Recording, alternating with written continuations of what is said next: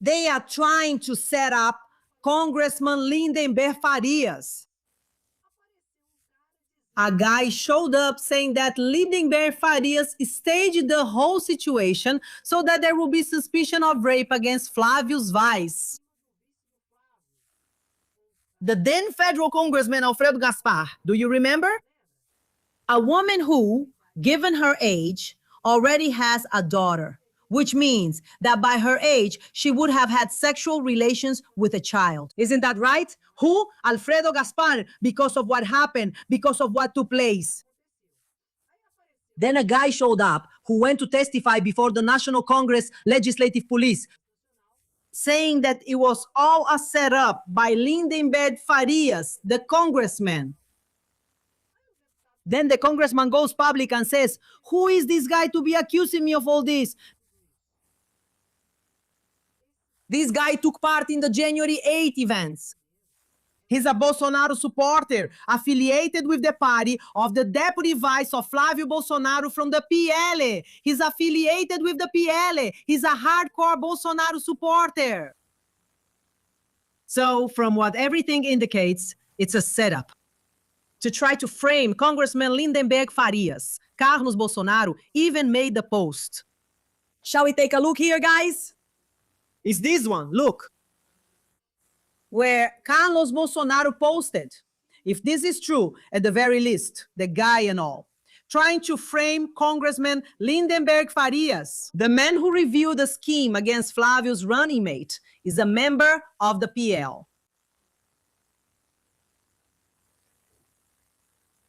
Congressman Lindbergh Farias talked about this here. This is it. I'm not going to show it. Look at what Congressman Lindbergh Farias said about this situation. Let's watch it together. This issue here is serious, okay?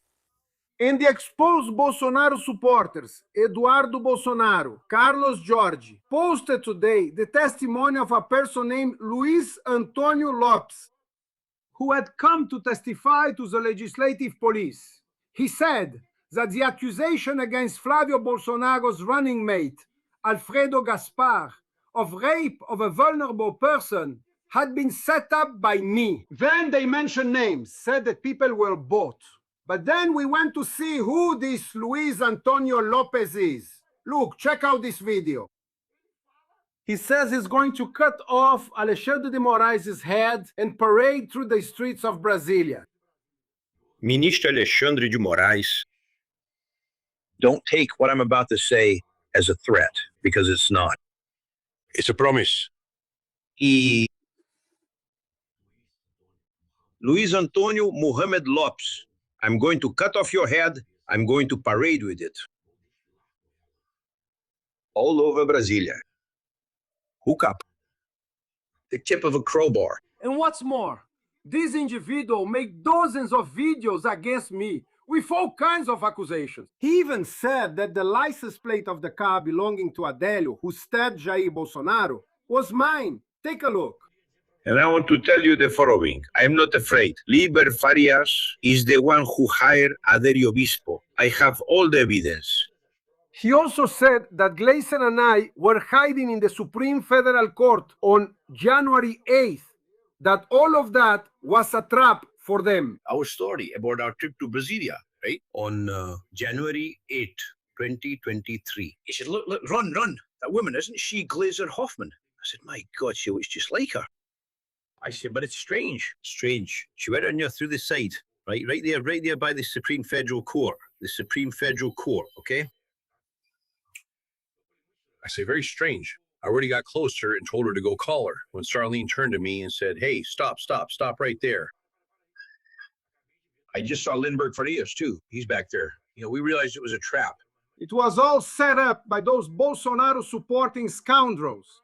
And there's more, folks. A week after giving this statement, it just came out in Metropolis. He joined the PL party. Now, the most serious part of this is that they use the legislative police. Look, the legislative police didn't have jurisdiction in a case involving members of parliament.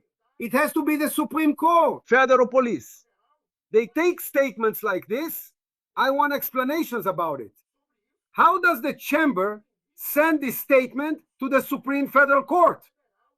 It's outrageous. I filed a constitutional complaint addressed to Minister Gilmar Mendes. Pro-Bolsonaro fraud exposed. Guys, this is absurd. This is absurd. They're trying to take down Congressman Lindbergh Farias because he's very outspoken. He's combative. He goes after them. So they're taking advantage of this situation of suspicion of rape accusations against the deputy vice of Flávio, Alfredo Gaspar, to try to frame Congressman Lindbergh Farias. That's what they're doing. They might even discuss it. They might find out that Alfredo Gaspar isn't involved. Okay, all right. Congressman Lindbergh Farias received a report that this was happening regarding Congressman Alfredo Gaspar, which could be considered rape of a vulnerable person. Congressman Lindbergh Farias, together with Soraya Tronic, went to the federal police and the Supreme Federal Court to file the criminal complaint. Who has to investigate now and say whether it is or not? It's not even the legislative police. It's the federal police. And to proceed or file it away, depending on what is uncovered. Now, Congressman Lindbergh Farias, given what he received, he had to do what he did. And that's it. Period. Now, this guy comes in who's a Bolsonaro supporter who said he was going to cut off Minister Alexandre de Moraes' head, put it on the tip of a spear, and walk around Brasilia and try to discredit Congressman Lindbergh Farias. I'm sorry, but he has no moral authority at all. Who is this guy? And this guy, he's one of those lunatics, a crazy Bolsonarist, that he even said he saw Congressman Lindbergh Farias and Gleisi Hoffmann there in the middle of the crowd on January 8th. No, guys, for God's sake, give me a break. What kind of crazy people are these? How long are we going to have to put up with these people's madness? That guy is an idiot. He's an extremist. He's dangerous, capable of anything. And by the way he talks, we saw who he is, saying he was going to cut off Minister Alexandre de Moraes' head and put it on a spear. Not me. Give me a break. These people are crazy. And speaking of crazy, look who just showed up. Eduardo Bolsonaro spends almost $10,000 on an AR-15, a Glock, and a 12 gauge.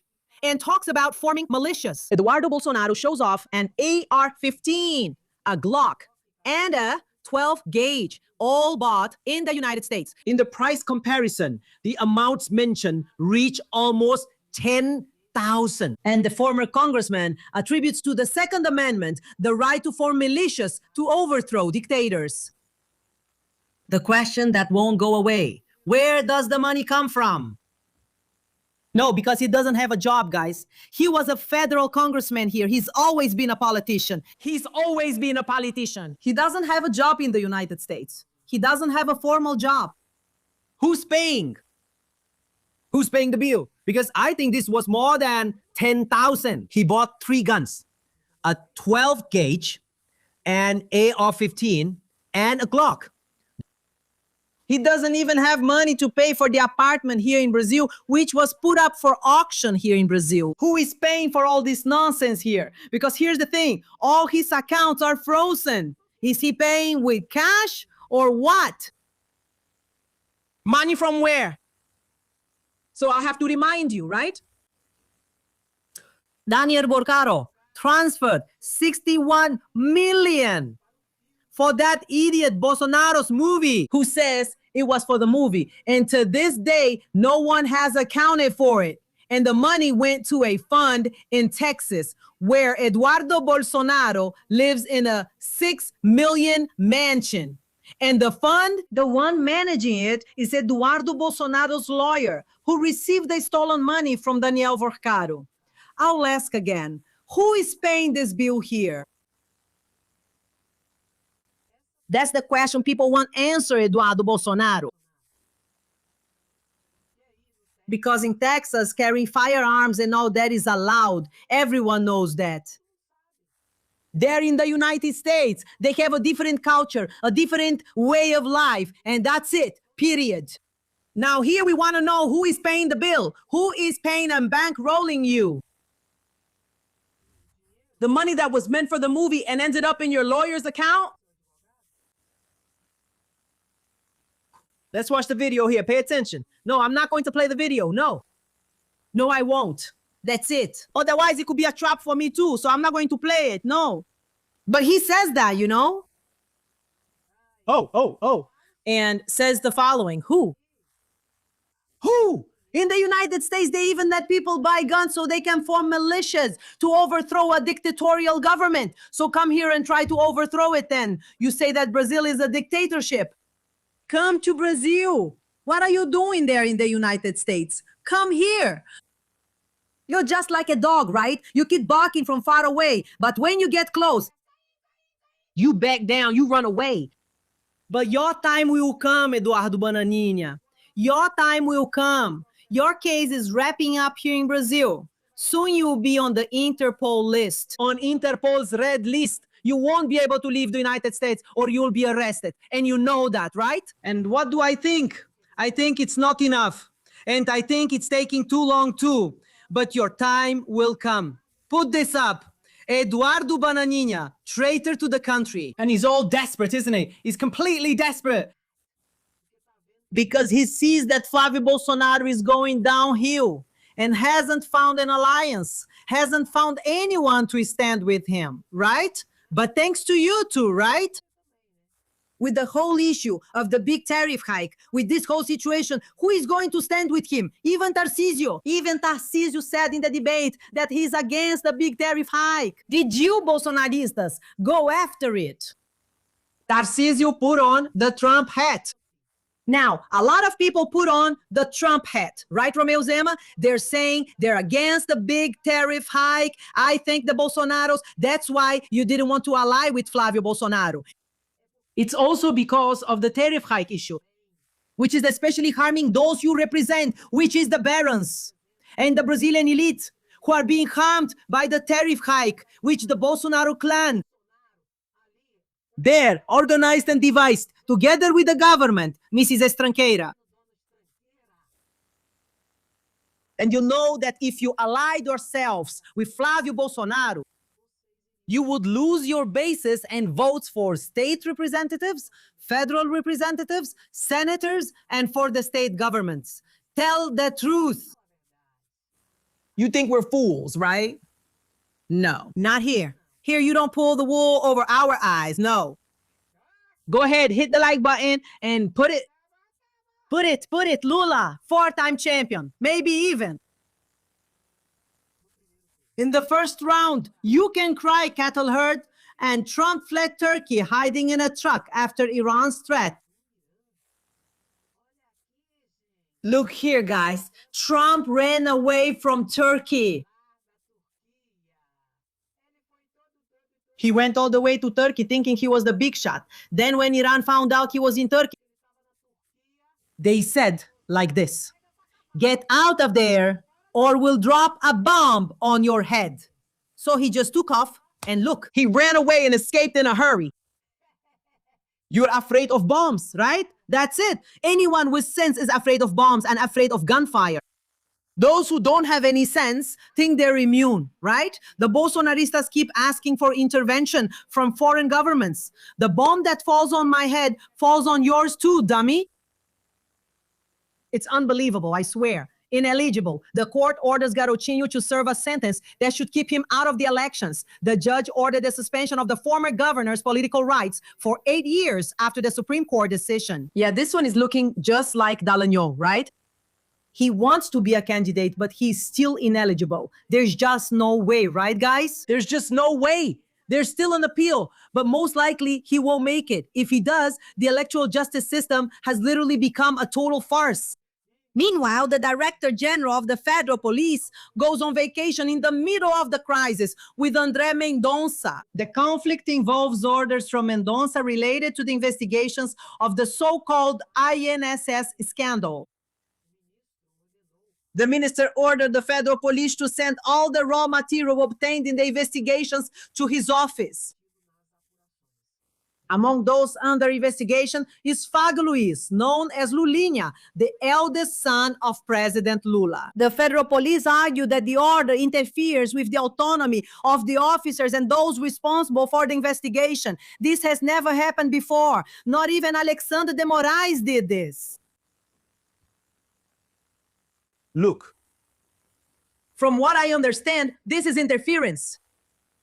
And André Mendonça is doing something he's not supposed to do. André Mendonça gave the order for the federal police to hand over the raw evidence without any forensic analysis. From the federal police. Without a federal police report? Without verification from the federal police? You found some evidence. Are you supposed to take the evidence and hand over the raw evidence directly to his office? What the hell is this, for God's sake? Is the judge acting like a police chief? That's not allowed, guys. Who could still do that? So it would be like the public prosecutor saying, no, if any evidence comes up, if anything happens, call me so we can be involved every step of the way. But that's not what's happening. The judge, the minister, is acting like the police. Not even Alexandre de Moraes, who you, Bolsonaros, said was a sheriff, that he was acting like an investigator, this and that. Not even Alexandre de Moraes did that. And André Mendonça did. And the federal police understand that this is direct interference in the work of the federal police. Within the system, there are those who investigate, the police, those who prosecute, the public prosecutor's office, and those who judge, the judiciary. André Mendonça is acting as both the police and the public prosecutor's office. And he's the one who will judge later. That's not right. It seems like he's creating grounds to nullify the proceedings himself. To benefit whom? Go get the code, my dear. And for much less, you, Bolsonarists, called for the impeachment of Minister Alexandre de Moraes. And now you are applauding Minister André Mendonça. For whose benefit?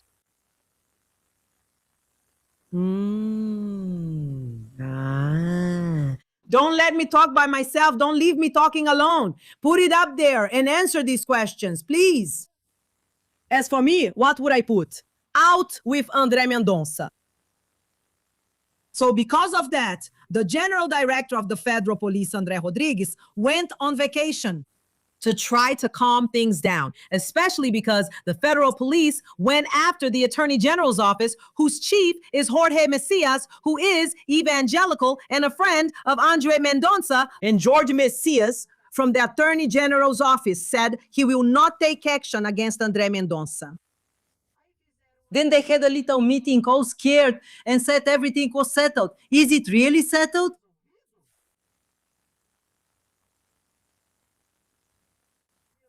And I'm sorry to say this to the federal police, but you're going to have to grab the devil by the horns and represent yourselves through your associations and your unions. Otherwise, you are the ones who will lose ground and power given to you by the federal constitution because of judges who are acting as police chiefs and as the public prosecutor's office. And the question remains, who benefits from this? André Mendonça, who was appointed by Bolsonaro to the Supreme Federal Court. What do you think? Did you get it? Hello? Did you get it? Did you get it? Got it. Smart people.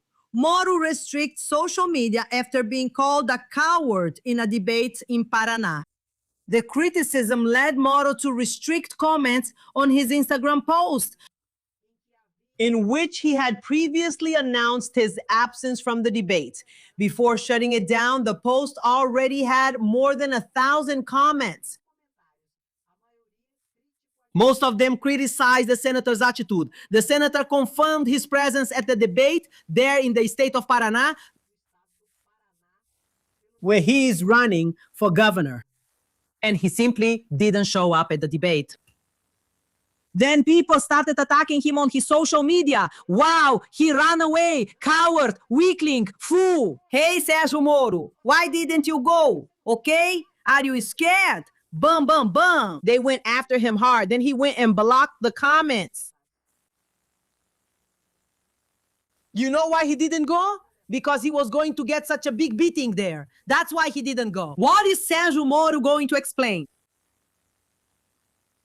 What is Sérgio Moro's explanation? To put Flávio Bolsonaro in the same political camp. If he left Bolsonaro's Ministry of Justice saying that Bolsonaro was interfering in the federal police to protect his son from the Rachadinha investigation, Flávio Bolsonaro, that's why he resigned from the position of Minister of Justice in Bolsonaro's government. He said that. There's video. There are lots of videos of him saying that he didn't get involved with the corrupt, with criminals, that he was anti-corruption, and so on and so forth. And that's why he gave up the position of Minister of Justice, because Bolsonaro was interfering to protect Flávio Bolsonaro from the Rachadinha investigation. And now, Sérgio Moro is now on the same political stage, supporting Flávio Bolsonaro, and Flávio Bolsonaro supporting him. What is he going to say, guys? He was going to be destroyed in the debate. That's why he didn't go. But there's a catch. Sérgio Moro, he was doing really well in the polls there. Right? The polls there were saying Sérgio Moro would win in the first round and be elected governor of Paraná. But now he's already dropping in the polls. He just keeps dropping. And since he skipped the debate, he dropped a little more. And things are going to get rough if there's a runoff in the state of Paraná. Sérgio Moro won't win. Why, Andre? He's got his skeletons in the closet. He's compromised. And everything was televised. Everything was filmed. Things he said and did, acting like a champion of justice and all that. And now he's mixed up with the criminals he used to point fingers at. He won't win. If there's a runoff in the state of Paraná, Sérgio Moro won't win. He'll even lose his way home. And what do I think? That's the least he deserves. That's the least he deserves.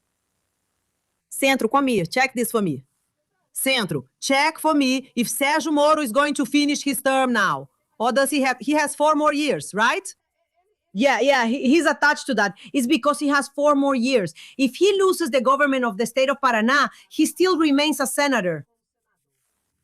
I wish he didn't have any more time so he would lose his seat. Because Sérgio Moro has to answer too, right? It's not just Gabriela Hart, who was suspended, who has to answer. No, he also has to answer for the Lava Jato fraud, just like Deltan Dallagnol. Put Moro out up there. Moro is going to lose there. Listen to what I'm telling you. If there's a second round, he loses. Especially if he keeps not going to the debates. Who's going to vote for the coward? For heaven's sake, people. Well, diplomatic crisis. Most Argentinians disapprove of Milei's attacks on Lula. The release of the results comes amid rising tensions between the two countries. On July 25th, while attending the PL Party convention that officially nominated Flávio Bolsonaro for the presidency, Milei gave a speech in which he referred to President Lula as a thief and a convict. He also called Supreme Federal Court Justice Alexandre de Moraes a bald piece of trash for not allowing him to visit former President Jair Bolsonaro. That's right. After that, Lula's government decided to take some retaliatory measures against Argentina. That's fair. That's not wrong. And now the people in Argentina, some representatives from Milei's government, are eager to calm things down because there are a lot of business deals. There is a lot of trade and business between Argentina and Brazil. Argentina benefits a lot from it. So it started there, like, if that's how it is, then let's start making things harder for you. If you think you're such big shots, bam, bam, shooting, fighting, and causing trouble with those silly dances, then let's see if you can handle it. Now they're losing steam. They're coming to Lula's government to calm things down and lower the tension. Here's the deal. Either you show respect or you get out. Take the loss. Now, the situation in Argentina is serious. The country is in a terrible crisis. Javier Milei won't be reelected here or anywhere else. People don't have money to buy chicken to eat. They're buying donkey meat. They're killing donkeys there to eat the meat. He pushed through labor reform that lets workers be paid with food.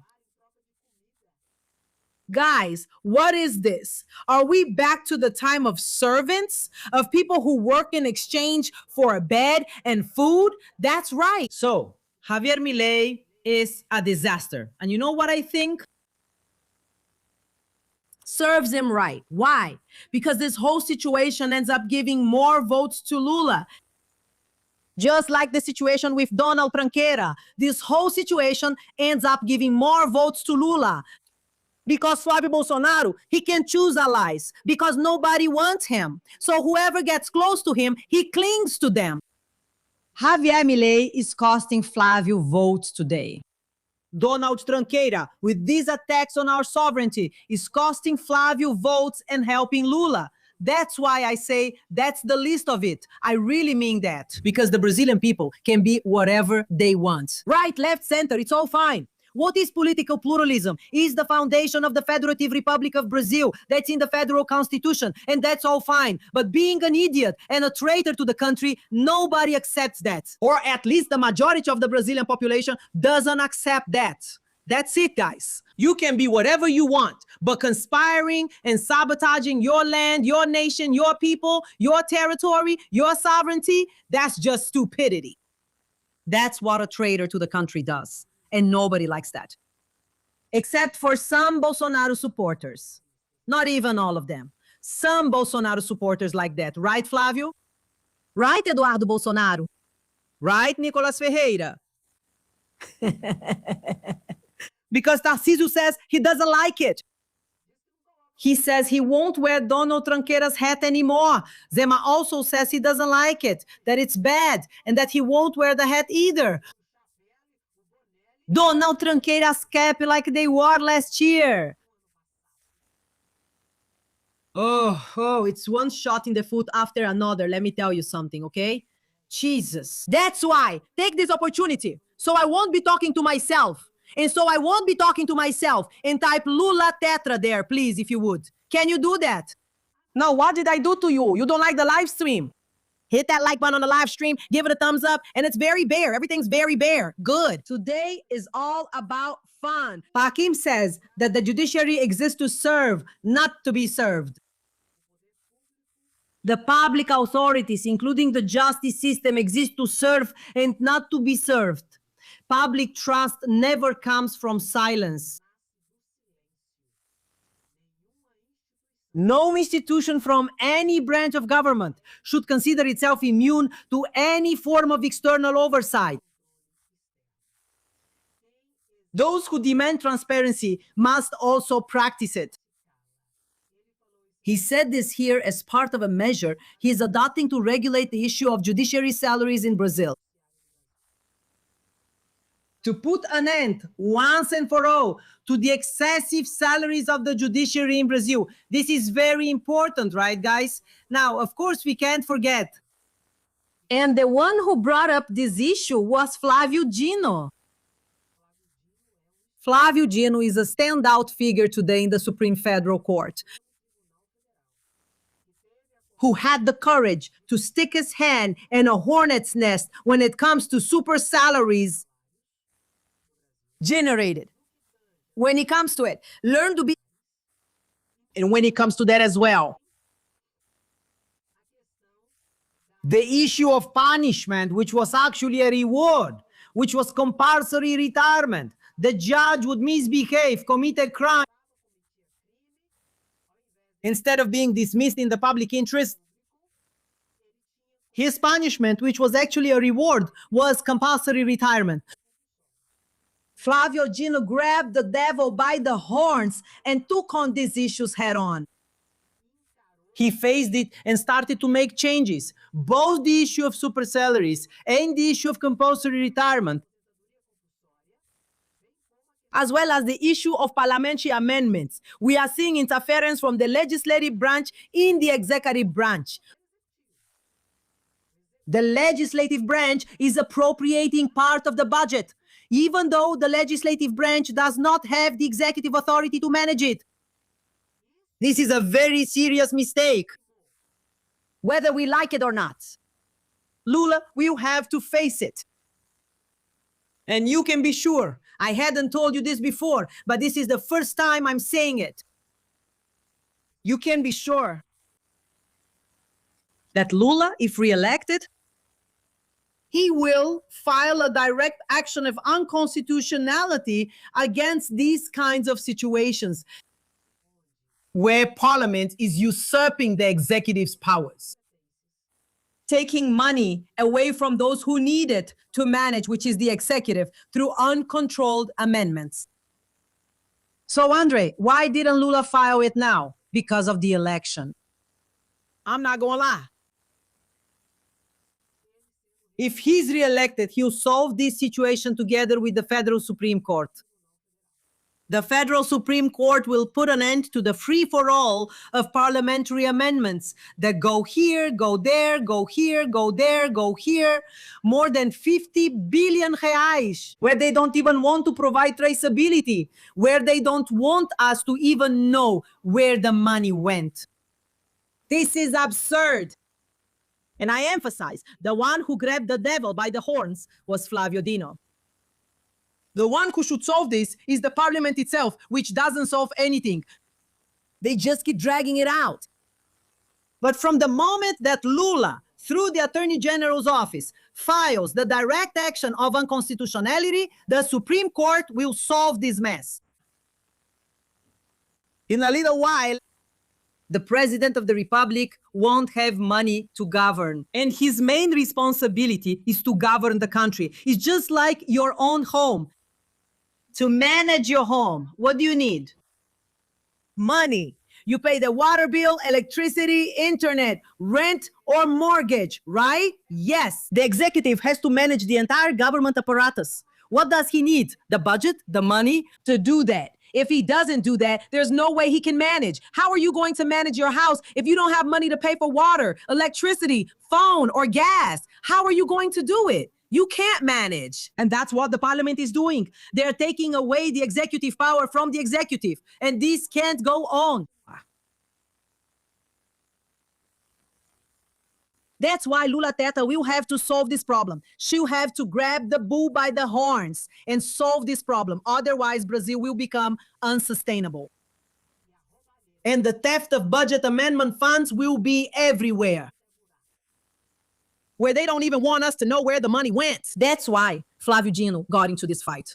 And I even believe that he will be the judge with prior jurisdiction. As soon as Lula files this action, the judge with prior jurisdiction will be the one who is already handling these amendment cases. Who is it? Flávio Dino. He will have the courage to face the corrupt part of this Congress. Corrupte. Meanwhile, Moraes from the Supreme Court orders a thorough investigation into Débora do Baton's courses. Débora do Baton thinks she's going to fool Alessandra de Moraes. She won't. She'll have to take the course properly. Otherwise, she'll go back to jail. Got it? Just so you know. Look here, okay? Moraes orders the Criminal Enforcement Court of the District of Paulínia, São Paulo, to take the necessary measures, along with the Women's Social Reintegration Center in Rio Claro, São Paulo, so that it can prove the existence of authorization or agreement with the public authorities regarding the courses. Don't think you're going to fool Alexandre de Moraes, because you're not. No way. Here's the thing. Many of these coup plotters were released from jail to an agreement. You are going to take a re-socialization course. You're going to take a course to understand what democracy is. You will pay the fine. You will follow a series of measures. Then you get the benefit of going home. If you don't do it and don't accept it, you go back to jail. Then there's a suspicion of a mess involving Débora do Baton. Looks like you haven't learned, have you? Go ahead, mess around and you'll see. If you mess around, you'll end up back in jail. And then don't bother acting like you're poor, helpless, screwed, or being persecuted, okay? See, people are given a chance. Those who know how to make the most of it do. Those who don't literally get screwed. And I repeat, there's no point in acting poor, pitiful, or messed up. It doesn't work, okay? And guys, do you think, will they approve the end of the 6 days on, 1 day off schedule before the election? What's going on? There's backstage gossip that Lula managed to win Davi Alcolumbre over. And that Davi Alcolumbre might be organizing maybe even a remote vote to approve the end of the 6 days on, 1 day off schedule. Could it be, Andrea? There's talk behind the scenes inside the National Congress.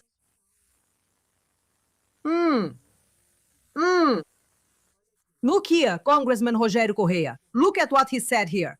Pay attention.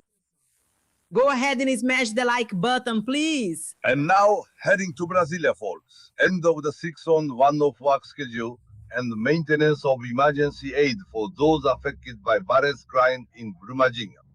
These are the two goals I'm going to Brasilia for now.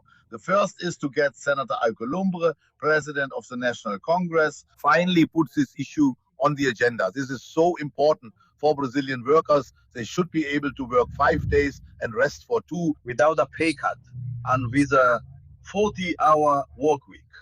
It's already being approved in the chamber, but it needs to be approved in the Senate. The pressure is on the senators and, of course, on President Alcolumbre to bring it back out and put it up for a vote. And the second is to guarantee emergency aid for everyone affected by Vale's crime involving the dam in Brumadinho. As President of the External Commission, I will once again press Minister Gilmar Mendes to ensure that this guarantee is given to those affected. Because until today, there has been no fair compensation. And that's what the PNAB law guarantees, the National Dam Policy, sanctioned by President Lula, and which is also authored by me, with me as a rapporteur. It's an important goal to bring justice to those affected. So everyone, I'm going to Brasilia with these objectives, and stay tuned. We'll keep giving you more news throughout the week. That's right. So there's some movement happening in Brasilia that isn't normal for this pre-election period. I'm already giving you a heads up. There's some movement going on there that's not normal. And maybe even this. Pay attention to what I'm telling you. Lula will manage to approve the end of the 6x1 shift schedule before the elections. Then Flávio Bolsonaro goes into total panic. Then the Bolsonaro supporters will freak out and pull their hair out in despair. That's right. Stay tuned. Because this could happen at any moment. There's unusual activity happening in Brasilia. Let's keep an eye on it. Did Lula make it? I don't doubt Lula's ability at all. On the contrary. Lula is one of the most prepared and capable politicians to run Brazil that I've ever seen. I've never seen someone so prepared and capable, especially because of his ability to build consensus and engage in dialogue. Do you understand? And I'll say it again. We might even have this victory before the election, the approval of ending the 6 on, 1 off work schedule. Don't doubt it. And I want to share a thought with you, together with Congressman Marcelo Freixo. Wagner Moura, who is that actor who is now making American movies, that's how good he is. He offered an interesting reflection. And Congressman Marcelo Freixo shared this reflection here, which I want to share with you. Because Wagner Moura said that he was left-wing. Then they came to attack him, criticize him. How can he be left-wing? He's rich now and all that. Then Wagner Moura made an interesting reflection. Rich people can be left-wing, yes. Is it only poor people who are left-wing? You're very mistaken. There are many rich and very rich people who are left-wing because they are aware that the social aspect is very important and that the state does indeed have to do its part to support the most vulnerable. Let's take a look at this reflection here that I found, that I found really interesting. Shall we take a look together here? And shall we comment on it? Go ahead and leave your comment too. Take a look here. Guys, take a look at what Wagner Moro is saying in this video, because I think it's really important. The guy says, no, you succeeded in your career as an actor, so you managed to have money to buy these things. The guys who believe in meritocracy, right? I was there in Rodelas, I was poor, so I could be left-wing, right? I wanted to know what the limit is. How much do you need to earn before you stop believing in social justice? What is this threshold you cross where if you succeed through your work, you have to stop believing that others also deserve it, that you think you're an exception and you made it? I really don't understand that reasoning. Seriously, Pedro. It doesn't make sense, does it? You're a You hypocrite are what you are, because you're Wagner. here drinking this wine with Pedro Bial at the World Cup. And you believe that people who live in the slums deserve to be treated with decency. I thrived because in Salvador, in the 90s, there was a cultural incentive law that allowed me, Vladimir Brist, and Lazaro Ramos to work, build our own path, and have careers as actors. I thrived in my life as an actor because of that. Guys, look, Wagner's statement is super important for a few reasons. Let's go. First, what makes someone left-wing? What makes someone have a commitment to society, to look out for the poor, to want more social justice? Isn't just about your political party. No, I'm left-wing. Because I'm from the PT, I'm left-wing because, of course. There are left-wing parties, but being left-wing is a worldview. It's your history. It's your behavior. You can be a left-wing person and not be in any political party. You can be a person with more or less money and still be a left-wing person because of your worldview. It's very important. Wagner comes from a very humble background. He did theater. He benefited from public policies, actually from Lula's government, which allowed artists to prosper. As a great actor, and he is a great actor. Lazar is a great actor. Vladimir, Grisha is a great actor. They were from the same group. How many others managed to prosper thanks to public policies that allowed them, because of their quality and talent, to succeed? If it weren't for public policy, he wouldn't have prospered. The fact that he is successful means he has to change his opinion, that he shouldn't care about social equality, that he shouldn't care about public policies. No, of course not. So it's very important for us to understand that this whole logic of being from the left or the right is about how you look at, how you perceive the world, how you feel the world, how you position yourself in the world. This can be in party terms, but it's a broader view of the world, a broader view of society. Congratulations, Wagner, for your consistency, your story, and your success. Let's go. Hello, everyone. That's right. Come on, everyone. This crude view that to be on the left, you have to be a failure, poor. That's a mistake. That's a misconception. Thank you. A leftist is someone who understands that if I have the right and I can have a cell phone, you should also have that right. If I have the right to a quality education, you should also have that right. If I have the right to quality healthcare, you should also have that right. If I have a house, you should also have the right and the means to have a house. Do you understand? That is what it means to be left-wing. It's about understanding and being aware of how important social issues are, especially in Brazil, where social inequality is extremely severe. Where 80% of the Brazilian population barely gets by on 1.5 salaries. And 1% of the Brazilian population holds almost 70% of all the wealth in Brazil. And about 19% are in the middle class. In other words, income inequality is very severe. And what does that mean? A lack of qualifications and a lack of opportunities. And the left-wing government does that. It opens the way to give opportunities to those who need it most. Quota laws, incentives to pay for universities, colleges, all of this is a left-wing policy. And today there are people who are left-wing and who are rich because they had an opportunity back then, thanks to a left-wing government, to study. That's why we are left-wing. The sad thing is a poor person who is right-wing because they support their oppressors. That's really sad. So this kind of reflection among us is very important because we have the right to grow, to be, and even to remain left-wing. Okay? A big kiss to you. I'll be back at 5:30 p.m. every day from now on at 9:30 a.m. 1:30 p.m. and 5:30 p.m. while I'm blocked from doing live streams, okay? Smash that like button, like, comment, and share. We are the resistance, and here it's Lula Tetra. Kisses.